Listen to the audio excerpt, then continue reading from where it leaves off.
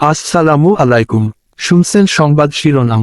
নবীনগর জেলা পরিষদের সাবেক প্যানেল চেয়ারম্যান আবুল হোসেন আজাদের বাড়িতে দুর্ধর্ষ চুরি।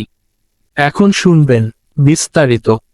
ব্রাহ্মণবাড়িয়া নবীনগর উপজেলার বৃদ্ধাকুট ইউনিয়নের মণিপুর গ্রামের বাড়িতে প্রতি সন্তান ব্রাহ্মণবাড়িয়া জেলা পরিষদের সাবেক প্যানেল চেয়ারম্যান আবুল হোসেন আজাদের গ্রামের বাড়িতে রবিবার মধ্যরাতে বাড়ির প্রধান ফটকের তালা ভেঙে বাড়িতে প্রবেশ করে দেশি অস্ত্র ধারণ করে তিনজন কেটে দুর্ধর্ষ চুরির ঘটনা ঘটিয়েছে।